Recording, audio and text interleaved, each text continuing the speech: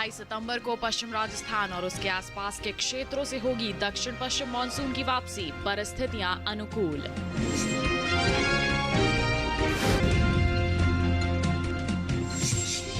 आज उप हिमालय, पश्चिम बंगाल और सिक्किम में कहीं कहीं हो सकती है तेज बरसात, तो 2 दिन पूर्वोत्तर में भी कुछ जगह भारी बारिश की उम्मीद।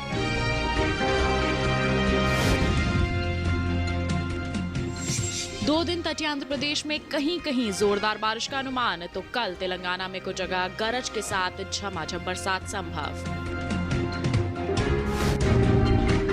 नमस्कार, मौसम खबर में आप सभी का स्वागत है। मैं हूं अदिति शर्मा। आइए विस्तार से जानते हैं देश में कहां होगी बरसात, कहां चलेंगी तेज हवाएं और मौसम विभाग द्वारा क्या चेतावनी जारी की गई है। आइए बुलेटिन की शुरुआत करते हैं मौसम से जुड़ी कुछ खास खबरों के साथ। भारत मौसम विज्ञान विभाग के मुताबिक दक्षिण पश्चिम मानसून की वापसी के लिए परिस्थितियां बिल्कुल अनुकूल बनी हुई हैं। बता दें आपको 28 सितंबर को पश्चिम राजस्थान और उसके आसपास के क्षेत्रों में मानसून की वापसी हो सकती है। इसके साथ ही उत्तर पश्चिम भारत के अधिकांश हिस्सों में 28 सितंबर से मौसम शुष्क रह सकता है। वहीं आज उप हिमालय, पश्चिम बंगाल और सिक्किम में कहीं कहीं तेज बरसात की उम्मीद बनी हुई है, तो वहीं गांगे पश्चिम बंगाल में आज कहीं कहीं गरज के साथ तेज हवाएं चल सकती हैं। आज अरुणाचल प्रदेश में 1-2 जगहों पर भारी बारिश होने की संभावना है। वहीं बता दें आपको कि 2 दिन असम और मेघालय में कुछ जगहों पर गरज के साथ भारी बारिश होने के आसार बने हुए हैं।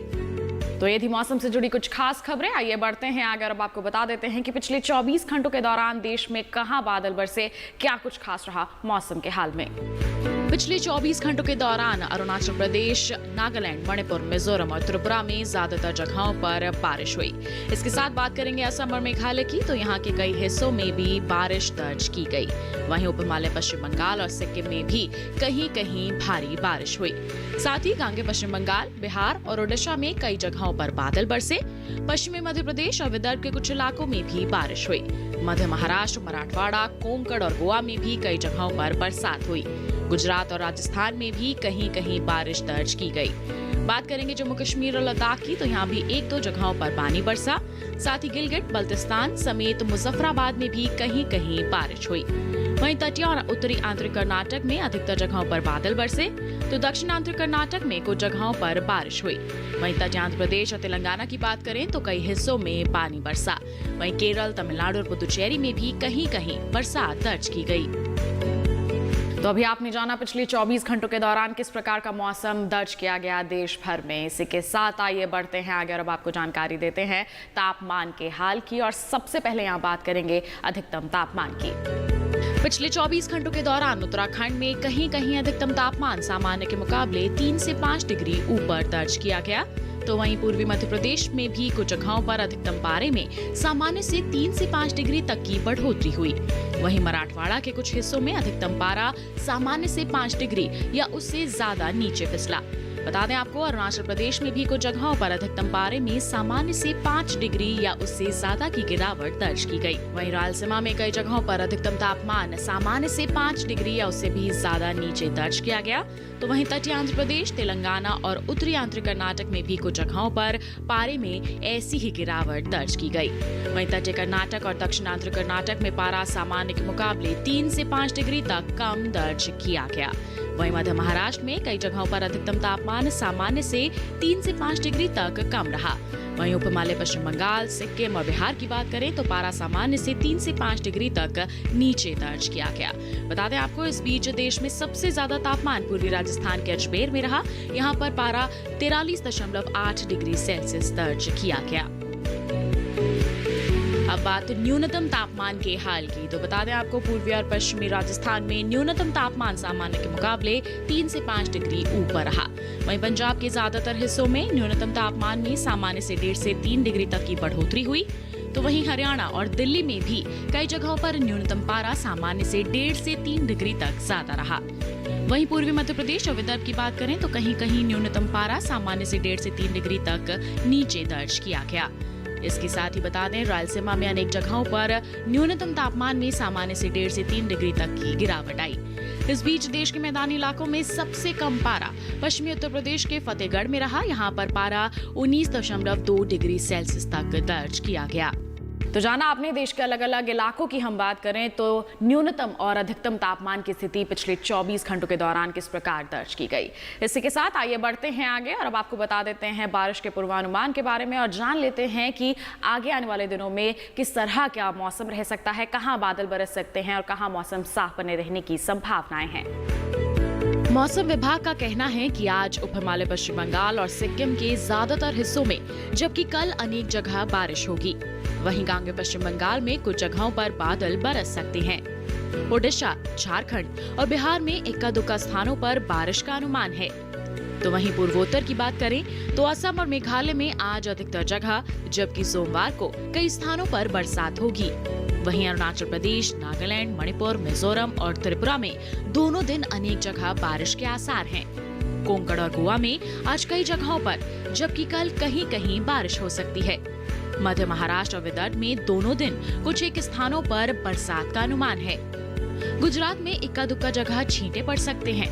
इसी तरह मध्य प्रदेश और छत्तीसगढ़ में छिटपुट बरसात हो सकती है।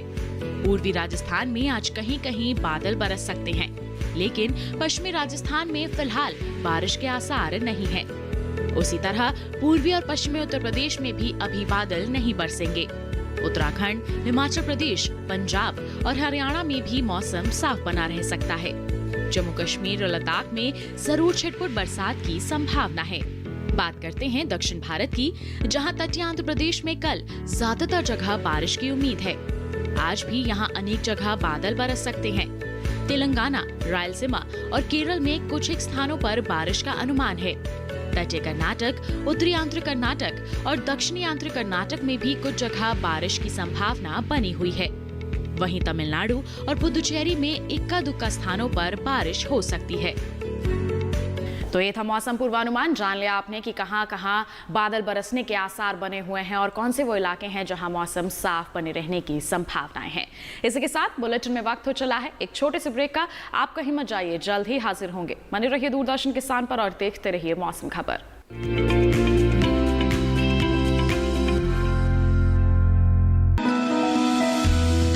जानकारी जो किसानों के लिए हो लाभकारी, समस्याओं पर पड़ेगा समाधान भारी, कृषि की हर बात का ख्याल, कब कैसे की जाए बेहतर देखभाल। जानिए विशेषज्ञों के साथ, देखिए खेत खलिहान, सोमवार से शुक्रवार सुबह 7 बजे डीडी किसान पर।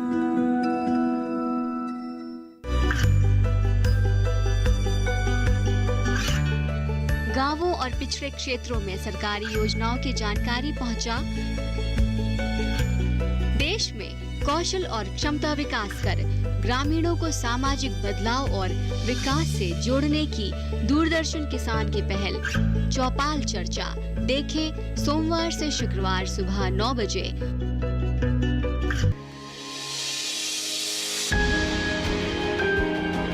सहेजें कण कण को, सुंदर दे रूप रंग आकार, स्वस्थ जीवन रहे जमीन पर, इंद्रधनुष हो साकार। देखिए प्रकृति की ओर गुरुवार सुबह 9:30 पर।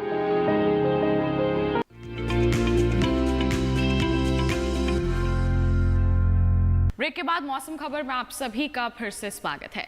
अब बुलेटिन में बात होगी खेती किसानी की और खेती किसानी में भी हम आपको खास तौर पर बताएंगे कि उत्तर के पहाड़ी राज्यों और साथ ही साथ पंजाब के जो किसान हैं इस समय अपने खेतों में कौन कौन से कृषि कार्य कर सकते हैं, किस तरह से फसलों की बेहतर देखभाल करके आगे चलकर अच्छा उत्पादन हासिल कर सकते हैं। आइए इन तमाम जानकारियों के लिए नजर डालें इस खास रिपोर्ट पर।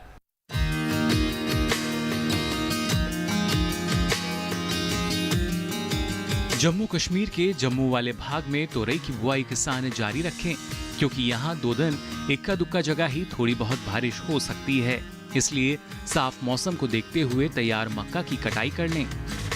जम्मू कश्मीर में गोभी की नर्सरी तैयार करने और मूली, गाजर, शलजम की बुआई का काम किसान कर सकते हैं। पश्चिमी पंजाब में जल्दी तैयार होने वाली आलू की बुआई का काम किसान करें। इस हफ्ते पंजाब में बारिश नहीं होने की संभावना को देखते हुए यहाँ के किसान धान, कपास और सब्जियों की फसल में सिंचाई करें। वहीं उत्तराखंड के पहाड़ी इलाकों में तैयार धान की कटाई और लहसुन की बुआई किसान जारी रखें। यहाँ के किसान 90% मक्का पकने पर उसकी कटाई कर लें। हिमाचल प्रदेश के पहाड़ी क्षेत्रों में मटर, फूलगोभी और पत्ता गोभी की तुड़ाई किसान कर सकते हैं। हिमाचल प्रदेश में सितंबर के इस आखिरी हफ्ते में स्ट्रॉबेरी की रोपाई की तैयारी करें। नए पौधों में कीट और रोग की निगरानी करते रहें।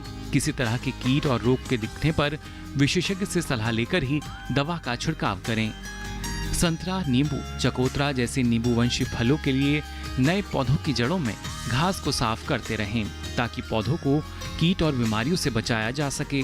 सेब की तुड़ाई के बाद बागों में साफ सफाई का विशेष ध्यान रखें। घास और झाड़ियां उखाड़कर बाग के किसी कोने में इकट्ठा करके नष्ट कर दें। इस हफ्ते हिमाचल में बारिश की संभावना नहीं है, इसलिए बागों और खेतों की साफ सफाई और निराई गुड़ाई का काम करें। आम, लीची और नींबू वर्गीय पौधों को जरूरत के हिसाब से उर्वरक दें।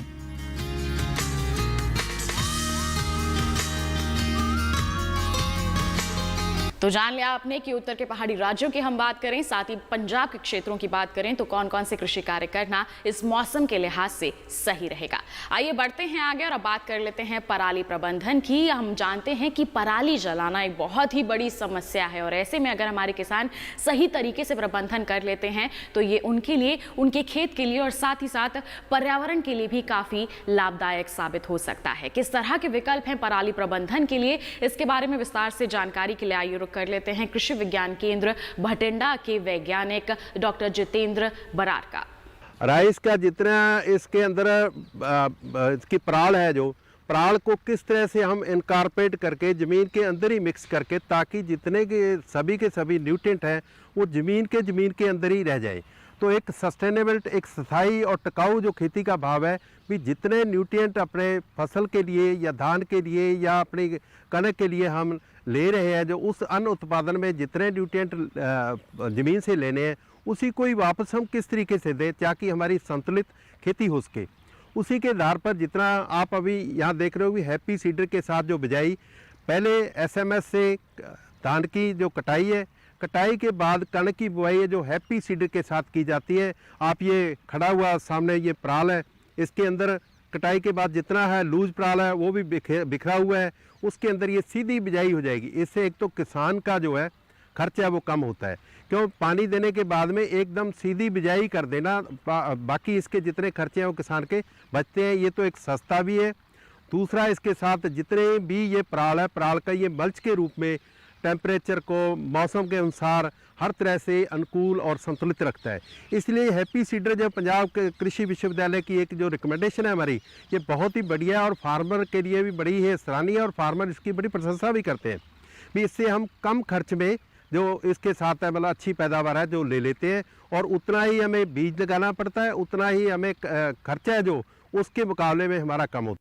तो जान लिया आपने कि किस तरह से पराली प्रबंधन करना इस समय सही रहेगा। आप मशीनों का इस्तेमाल कर सकते हैं, हैप्पी सीडर का इस्तेमाल कर सकते हैं कनक यानी कि गेहूं की बुआई के लिए, और सही तरीके से पराली का प्रबंधन भी कर सकते हैं। आइए इसी के साथ बढ़ते हैं आगे और अब बात करते हैं आज की फसल की। और आज की फसल में हम आपको जानकारी देंगे पालक की खेती के बारे में। पालक की खेती की बात करें तो देश भर में इसकी खेती की जा सकती है, और अगर सही समय पर वैज्ञानिकों की सलाह के अनुसार प्रबंधन कार्य कर ले हमारे किसान तो अच्छा उत्पादन भी हासिल कर सकते हैं। किस तरह की तैयारियां करने की आपको जरूरत है, आइए जानने के लिए देखें ये खास रिपोर्ट।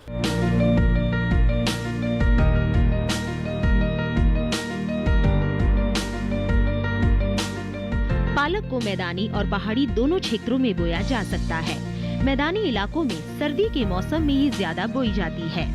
वैसे तो इसे किसी भी प्रकार की मिट्टी में बोया जा सकता है, फिर भी दोमट मिट्टी इसके लिए सर्वोत्तम मानी जाती है। अलग अलग राज्यों के लिए अलग अलग किस्में हैं। किसान वैज्ञानिकों से सलाह लेकर बीज का चुनाव कर सकते हैं। पत्तेदार सब्जियों में आमतौर पर बीमारी नहीं लगती है, इसीलिए वैज्ञानिक इन्हें जैविक खेती के रूप में उगाने की सलाह देते हैं। फिर भी अगर बीमारी लग जाए तो कटाई के बाद दवा छिड़के ताकि पत्तियों पर दवाई का असर ना हो।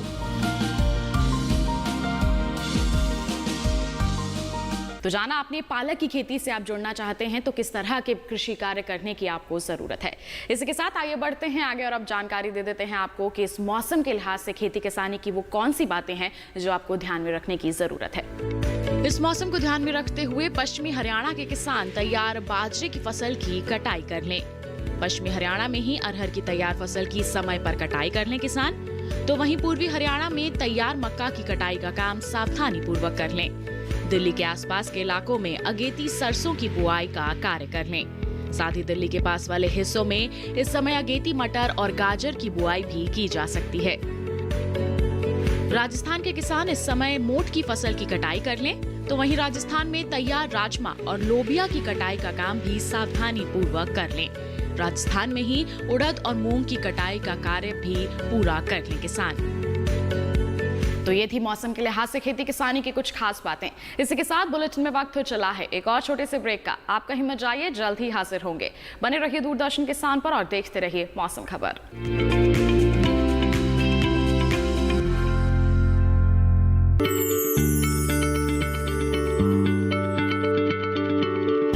क्या आप किसी बीमारी से परेशान हैं?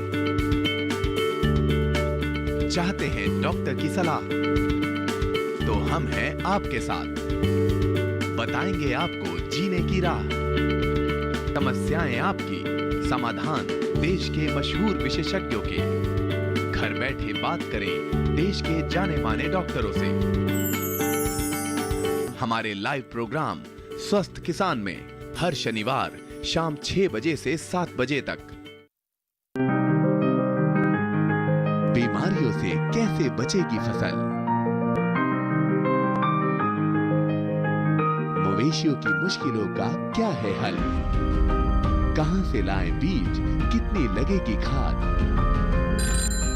किसानों के हर फोन का विशेषज्ञ देंगे जवाब।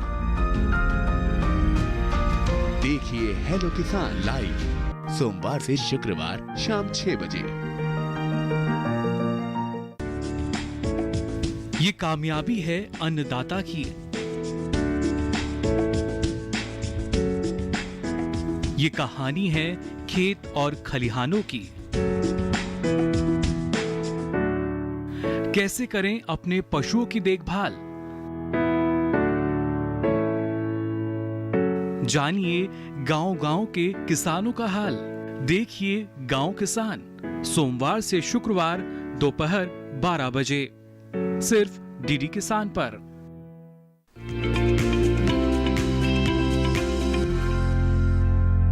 ब्रेक के बाद दूरदर्शन किसान के मौसम खबर में आप सभी का फिर से स्वागत है। आइए बुलेटिन में एक बार फिर आपको जानकारी दे दें मौसम के लिहाज से खेती किसानी की कुछ खास बातों की। इस मौसम को ध्यान में रखते हुए मध्य प्रदेश में अगेती सोयाबीन की कटाई का काम कर लें। कपास की फसल में साफ मौसम में निराई गुड़ाई के बाद ही उर्वरकों का छिड़काव करें। वहीं मध्य प्रदेश में अगेती मटर की बुआई के लिए खेत तैयार करने का काम कर लें, तो वहीं आलू की बुआई के लिए भी खेतों को अच्छी तरह से तैयार जरूर कर लें। अक्टूबर के पहले या दूसरे हफ्ते में अगेती मटर की बुआई का कार्य कर सकते हैं किसान। तो वहीं बैंगन, टमाटर, गोभी और प्याज में कीटों और रोगों की निगरानी निरंतर करते रहें। बुंदेलखंड में सब्जियों और दूसरी फसलों में निराई गुड़ाई का काम कर लें किसान। बुंदेलखंड में ही 3 दिन बारिश की संभावना नहीं है, इसलिए खेतों और बगीचों में सिंचाई जरूर कर लें। तो ये थी मौसम के अनुसार खेती किसानी की कुछ और खास बातें। आइए बढ़ते हैं आगे और अब मौसम की अहम झलकियां आपको बुलेटिन में एक बार फिर दिखा देते हैं। भारत मौसम विज्ञान विभाग के मुताबिक 2 दिन तटीय आंध्र प्रदेश में कहीं कहीं गरज के साथ जोरदार बारिश का अनुमान है। वहीं कल तेलंगाना के कुछ जगहों पर गरज और तेज हवाओं के साथ झमाझम बरसात के आसार हैं। तो वहीं 2 दिन रायलसीमा में भी कहीं कहीं गरज के साथ तेज हवाएं चल सकती हैं। वहीं कल उत्तरी आंध्र कर्नाटक में कुछ जगहों पर गरज के साथ तेज हवाएं चलने की संभावनाएं हैं। तो वहीं 2 दिन तमिलनाडु और पुदुचेरी में भी गरज के साथ तेज हवाएं चलने की उम्मीद बनी हुई है। तो ये था मौसम का हाल। आइए इसी के साथ चलते चलते एक नजर अगले 4 दिनों के लिए 9 शहरों के तापमान पर।